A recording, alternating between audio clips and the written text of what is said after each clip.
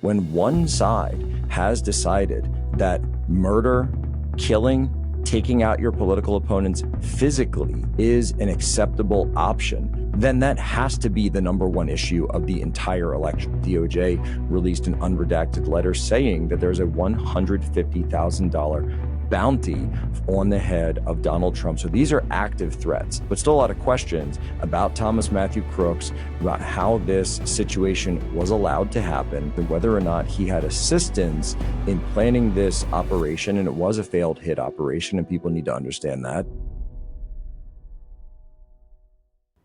Joining me right now is the senior editor of Human Events, veteran Navy intelligence officer, and New York Times best-selling author, Jack Posobiec. Jack, thanks for joining me today. Welcome.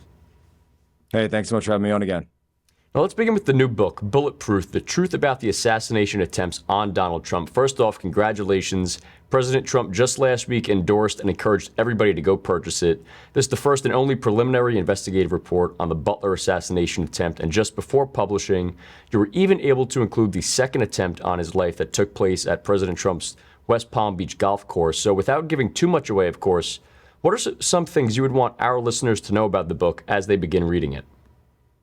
Well, look, thanks again for having me on. And what an honor to have President Trump bring me backstage. And, I had just asked if I could give him a copy of the book. And I just, wanted to say thank you for all he's doing. And then, of course, obviously, his son, Donald Trump Jr., wrote the foreword to the book. And so we were, very honored to have that as well. And they bring me backstage and they say, okay, here's the president, and you can give a copy of the book. And it was his idea, as a matter of fact, to do the video. And he said, let's do a little video. And, he kind of pointed at Charlie Kirk, actually, because it was a Turning Point event. He said, Charlie, film this.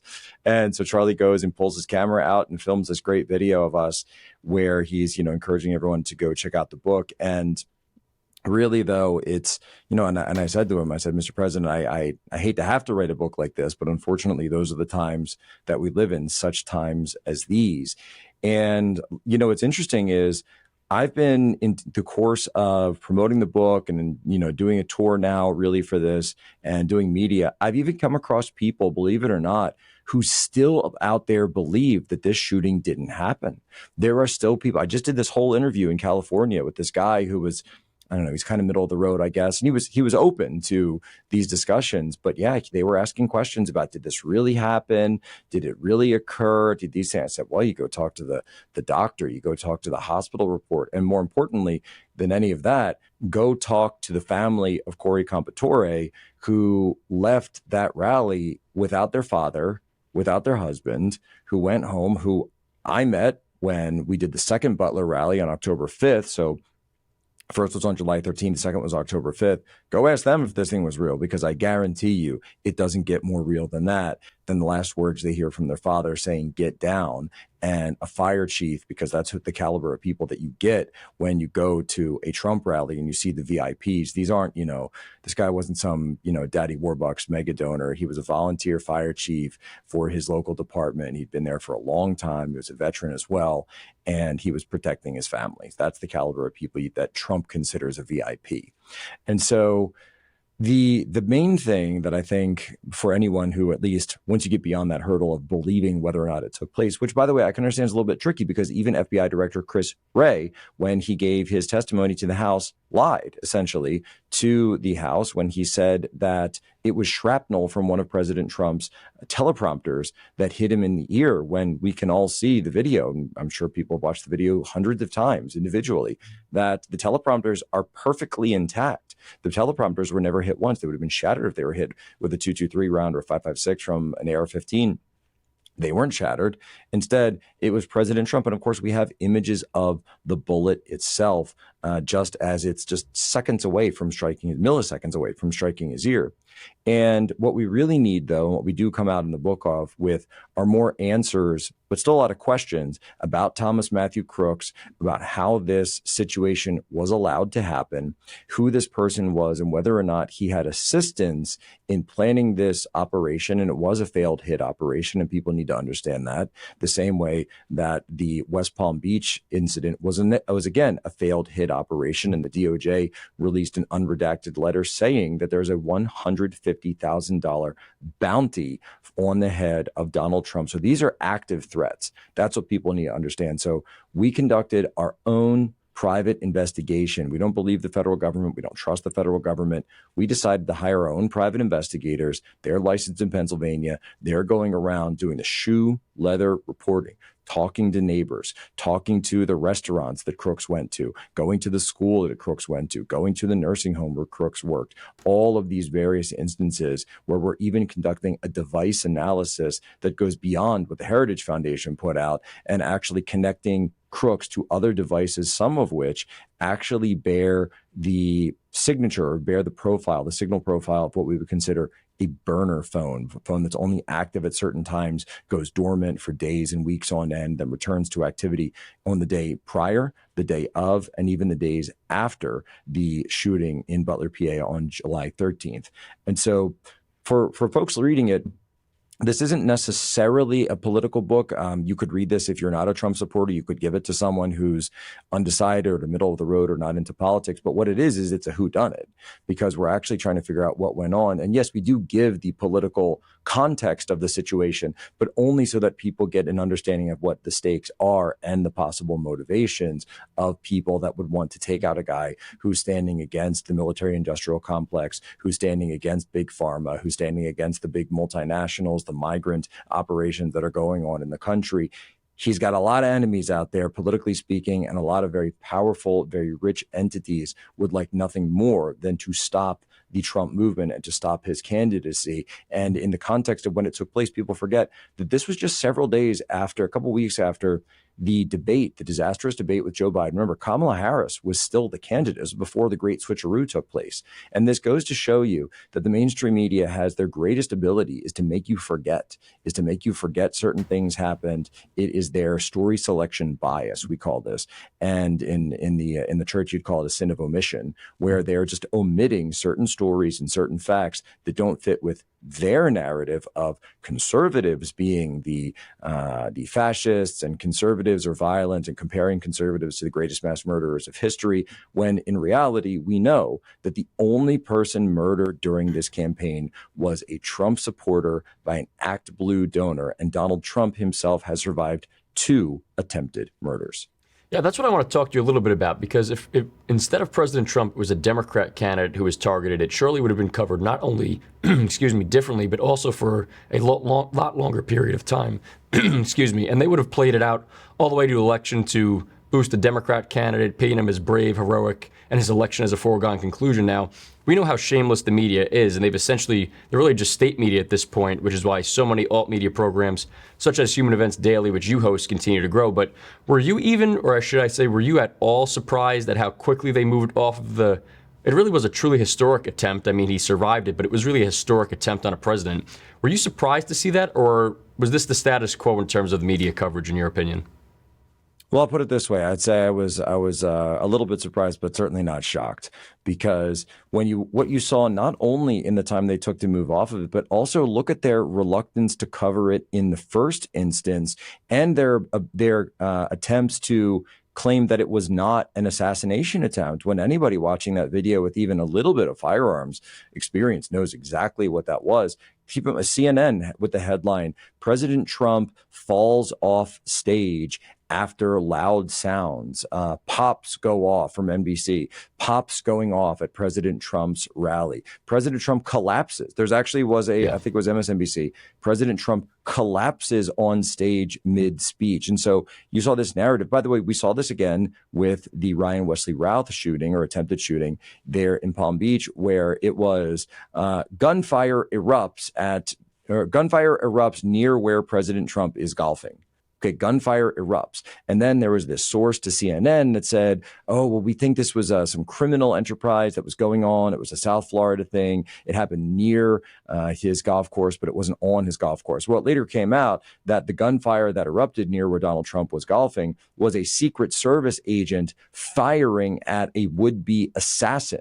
So the mainstream media has shown their contempt for the president, but also their I would say, fear of this story, because they don't want the narrative getting out that Donald Trump is a victim or potentially a victim of violence, that conservatives would be victims of violence. And yes, to your point, of course, were this Kamala Harris or Barack Obama or Joe Biden, this would be the only story that we are hearing about. And let's just be frank for a second here, that in American politics or any political system, when one side has decided that murder, killing, taking out your political opponents physically is an acceptable option, then that has to be the number one issue of the entire election. You can't actually have any issues beyond that, because now one side has decided they don't want to debate. They want to take you out and they want to get rid of you like an invasive species. This goes to President Biden's garbage comments the other night, where, clearly just letting the mask slip there for a second,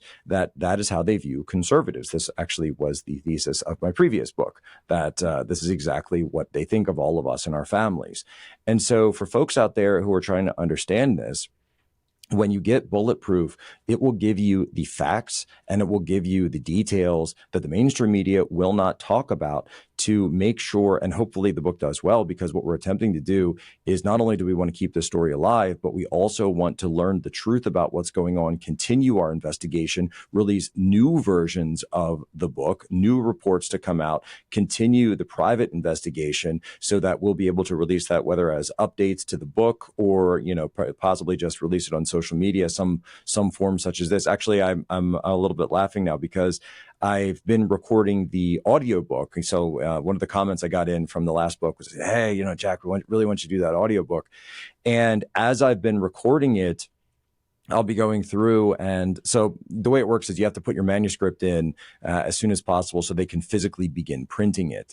And we actually began writing on the people are asking, how did you guys get this done? Myself and my co-author, Joshua Lisec, how did you get this done so fast? That we started writing on July 13th. We started writing when President Trump was still in the hospital, because we didn't know what else to do. We didn't have a book deal at the time. We didn't have anything prepared. We just knew how to write. So we just started putting pen to paper, or fingers to keys, I suppose, as they say these days. And we began writing. And long story short, we had to get the manuscript in pretty much by the beginning of October, end of September, early October. But then as I've been recording the audiobook myself, I'll catch little things, or I say, oh, we have an update to that, so I'm going to put that in. And I'll just say it as I'm reading the audiobook. And there'll be other instances where I say, oh, well, actually, we thought there were 9 shots, but it turns out there was 10, there might be 11. So I'm just adding that as I go along. And so the audiobook is sort of, version 1.5 that's already about to be released, because there's so much information. But what we're giving you in the physical copy is the best and really the only compendium of all the resources, all the data that we knew early on. I've got text messages from the police officers. I've got their group texts. We actually print the actual text messages in the group chat bubbles and everything else in the back of it. We've got this appendix that's full of the actual after action report from the SWAT teams. We've got photos that were on the ground that have never been released. We've got eyewitness testimony and eyewitness reports from people that we've talked to, even some personal just friends of mine who were at the rally, like Saurabh Sharma or the great Bricksuit, of course. And in fact, Bricksuit provided us his because when you look at the angel flag that is depicted on the spine of the book, that's actually a photo from Bricksuit, which he provided to us. And we even have information from Noah Formica, who was the Turning Point Action coordinator for the state of Pennsylvania, and a video which we uncovered on TikTok, of all places. I was running these image searches for Thomas Matthew Crooks, and I uncovered a video of TikTok on Vendor Row outside the rally itself. So Crooks never actually goes into the rally, but I found a video of Crooks walking down past the vendors, and as I'm looking behind there, I see that Crooks is actually walking past the Turning Point Action table. Of course, I work with Turning Point and Charlie Kirk, so familiar with the logo. And I call up Noah and I said, Noah, and I showed him the photo. Do you remember seeing this individual? He said, yes. We remembered seeing him. He came by. I said, what did he say to you? He said, he didn't say a word. And, Turning Point Action, they're asking him, are you registered to vote? Are you interested in getting registered? Would you like an absentee ballot? Doing their job, that sort of thing, grassroots activism. That's what Charlie Kirk and the guys over there are all about. But they said that Crooks, who the individual that they later learned was Thomas Matthew Crooks, was arrogant, had his nose up in the air, just wouldn't really give them any straight answers. And they said he had an air of almost someone who had secret knowledge or a sense of confidence in his actions and what he was doing, that they even later said, Noah and the other volunteers were saying that something seems wrong with that guy. Something seems off. That was a really weird guy. Obviously they didn't know what would happen about 90 minutes later. Yeah, I did come across that video. You probably amplified it on social media. It's real cryptic to see just moments before walking amongst the crowd as if he was any other rally goer, aside from obviously what you just shared with us. I do want to shift to the election very quickly, specifically Pennsylvania. And I will say, by the way, real quick, in that video, what you don't see, and this is the other thing I really asked as an investigator, I asked to Noah, was he talking to anyone? Was he with anyone? Was anyone with him? And they said no.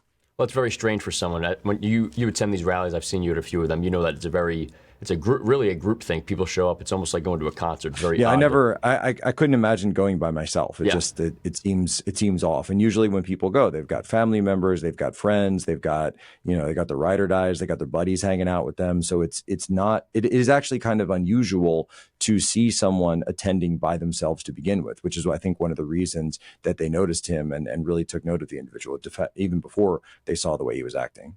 Yeah, it's very, very suspicious. Now, I do want to switch very quickly to the election now, just less than a week away. Hard to believe to a certain extent. Specifically in Pennsylvania, you've been doing a ton of work registering voters, trying to boost turnout for President Trump.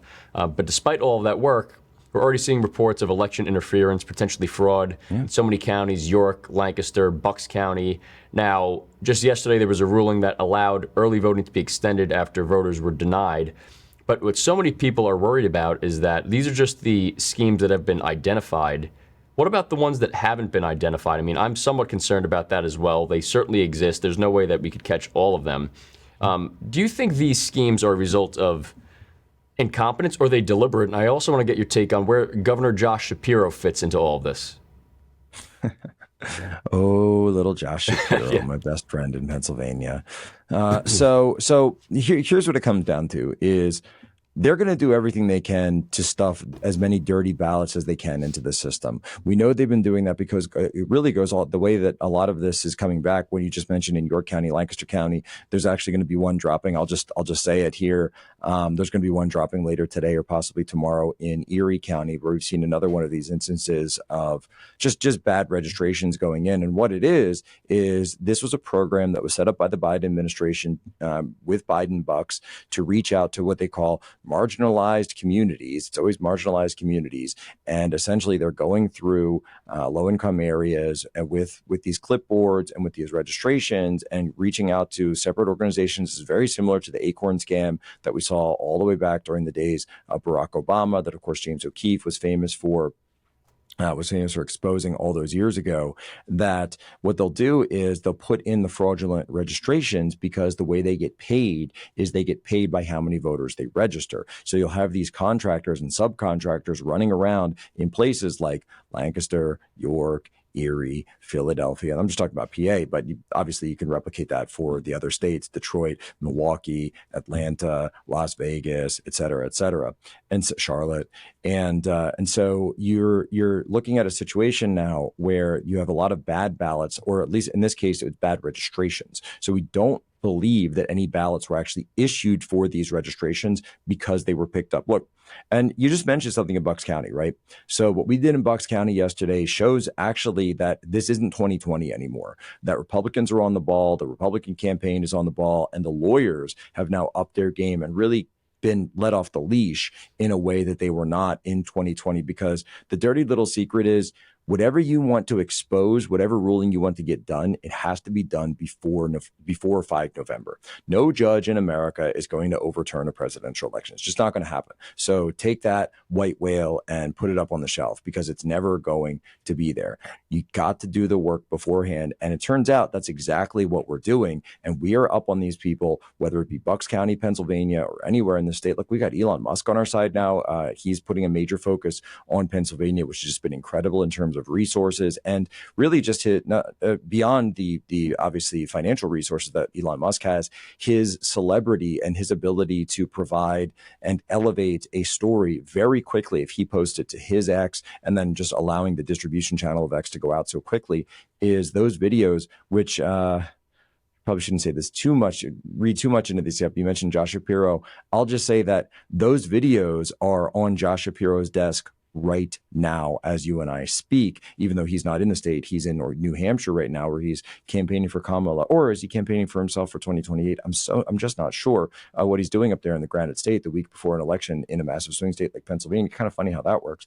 But those videos are proof positive that you can't deny what's going on anymore, whether it be the police officers that were trying to stop people from early voting, which, by the way, that's Republicans and Democrats. This isn't a partisan thing, just letting people vote on election day. I've instructed all of the people that I have out at getting videos. I said, don't ask somebody if they're Republican, Democrat, just ask them if they were able to vote. And I'm not even looking at this from a partisan lens, but it was the Democrat government of Bucks County, the friends of Josh Shapiro, right next door to where he came from in Montgomery County, where I also hail from. And he was totally backstopping this. It was his buddies that took it to court. They tried to say that it was perfectly acceptable for police officers. And if people haven't seen the videos, you can go to just Twitter and look up Bucks County, as well as these individuals with fake badges, Democrats running around dressed as voter protection, but then very small, it says Pennsylvania Dems at the bottom, acting as if they're some sort of an official election worker when they're clearly not. This is illegal electioneering. You are posing as elected officials, and those people should be removed by the state police, which is the next thing that I'm working on. And the idea that Josh Shapiro is going to sit there and act like none of it's happening is completely insane. So we took him to court yesterday. I was getting affidavits from everybody who recorded a video, including people who were in the videos, family members who were there with them, which again, by the way, people usually go to stuff with their families. And we took them to court. We won resoundingly. They were blown out in court because you are not allowed to stop people from voting when they're in line at a time that you have posted on the website. That's strict Pennsylvania, or really any state, election law. And so the judge ruled that they had violated the state election laws. And in extended voting, as a result, extended voting 3 days in the county of Bucks County, Pennsylvania. But to add insult to injury, Josh Shapiro, the Pennsylvania State Department, which runs the elections in Pennsylvania, and the Bucks County government, which is run by Democrats, not a single one of them have posted the new extended deadlines to their Twitter profiles, to their Facebooks, to anything else. But meanwhile, Josh Shapiro run around of New Hampshire, campaign up there. He was just on The Daily Show with Jon Stewart, and he's hanging out with him, having a great interview, talking about how great he is. But he won't talk about the fact that he lost in court this week, and he's not providing the information that a judge ordered his Democrats to extend the election there in Bucks County. So again, you just got a guy who is like, he's just going to keep lying. He's just going to keep lying, and they will sit there with and keep in mind, a guy like Josh Shapiro is someone who has no morality whatsoever. So he can sit there and lie to you with a straight face and act as if what he's telling you is the God's honest truth, when he knows deep down that it is a bold-faced lie. So he will tell you, and I guarantee he will tell you, those videos are lies, that there were no problems with the election, and that he ran the safest and securest election in Pennsylvania, even though there's already court orders against him. But he will continue to lie, and nothing will be able to make him tell the truth. Yeah, you mentioned morality. I mean, he's one of just many in that party that will do really anything to stay in power, get their candidates, their puppets elected. On that note, I do want to end off very quickly on faith. You're a proud, devout Catholic, as am I. President Trump is a Christian. We've all been seeing him really leaning more boldly into faith following the attempts on his life. I want to ask you what you make of having a leader, and hopefully, God willing, a sitting president who boldly and unapologetically acknowledges the presence of Jesus Christ, both in his personal life and also his role throughout the USA. What do you make of that? Well, it's actually amazing to see, because in that moment, that's why we chose the cover that we did for Bulletproof, that image of President Trump in a way that you've never seen him before. Not raising his fist or leading the great crowds. We've all seen that. We've seen it for a decade at this point. But Donald Trump on his knees with his hands clasped before him at prayer, and humble. And Donald Trump is many things. There's lots of adjectives that you could use for him, but humble, I don't think is really one that people would usually pin on the guy. And I think that biblically speaking, when you read the Bible, you see that God sometimes chooses the most unlikeliest of individuals and converts them and uses those conversions to perform extraordinary deeds. And typically you see God do this when he's raising up a great leader. So whether it be David, whether it be Solomon, whether it be Saul's conversion to Paul on the road to Damascus, etc. There are all of these great conversion stories, and they always involve first an act of humility, an act of God humbling them before they are given the greatest strength. And what have we seen since then? The public invocation and embrace of Christianity from President Trump in a way that we've never seen in his entire life before. So that's why we chose the cover that we did for the book. And President Trump, of course, his first post back saying those 4 words, "It was God alone that saved him," giving credit to Almighty God, saved by the grace of God. And then I was at this event with President Trump down in Charlotte, North Carolina, this Bibles and Ballots event, the 11th hour faith leader event, where he said that in that moment, and you go back and watch the video, that when President Trump goes down, it's before the Secret Service even gets there. So he goes down, didn't collapse, by the way, like CNN said, but he does go down. And he revealed for the first time ever at that event in Charlotte that he felt as if a supernatural force was pushing him down. And he felt that it was God who was pushing him down to save him in that moment.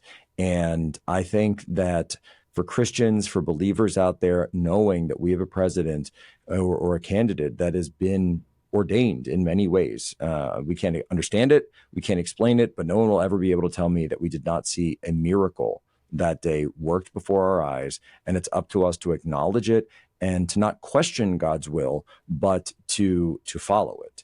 And that's one of the main reasons that I'm supporting him. It's certainly one of the main reasons that we put this book out and just so many late nights working hard on it, because we do believe that no matter how this ends, we are actually in a spiritual war. And I spoke at the Trump rally in Nevada recently, and I said a couple of things like I just did, and then we ended with I just started reading Ephesians because I don't really know what else to say. And the fact that we can do certain things like that is we know what our crowd is. We know what our people are. We know what this movement is. We know that we are the spiritual side.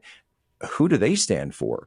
You don't hear them talking about God. You don't hear them talking about Christianity. You don't hear them talking about tradition, just even basic traditional morals, right? Even without Christ, you would at least hope that they would have some kind of morality. But no, it's all abortion rights, and Donald Trump is a mass murderer. That's all they say over and over and over. So I'll tell you what, I'm perfectly happy with making my stand where I have, and I will continue to do so. Yeah, that really was an incredible event down in North Carolina. I was there as well, and to get that insight from him really... Oh, that's right. Sorry, man. I've been at a couple of these lately. They all kind of run together. I totally forgot that I saw you there. Yeah, No, but it's incredible when... That was a real raw insight. I mean, he spoke about it a little bit, but he really peeled back another layer there. And it's incredible. I think you could see that throughout the movement, too. People are real excited right now that he's leaning into that, and it's obviously having a big impact on everything as we really approach the election. So, Jack, I know you're very busy. Obviously, time's of the essence right now during this real historic home stretch. Tell our listeners where they can find you, follow you, and purchase your book before we let you go. Yeah, thank you so much again. Look, if you want to find me, well, if you want to get the book, it's orderbulletproof.com. That's if you don't like Bezos and Amazon. Although he did, pull the endorsement from the Washington Post. So I don't know, perhaps he's trying to turn over a new leaf. Of course, it's up on Amazon. We'll have the audiobook on Audible just as soon as it is produced, and we'll let everybody know about that. And if you want to follow my work, you can just go to Media Matters, CNN, MSNBC, Joy Reid. They just can't seem to stop talking about me. That's great. We're definitely going to encourage our listeners to get their copy, and to all of our listeners out there, be sure to like and subscribe so that you don't miss any of AMAC's great content. I'm Matt Kane. Until next time. Thanks, Jack. Thanks, Matt. We are proud to have First Fidelity Reserve as our official bullion and rare coin partner, as they have supported AMAC for over a decade. Call First Fidelity Reserve 800-336-1630. That's 800-336-1630 and get your free 38-page precious metals guide today.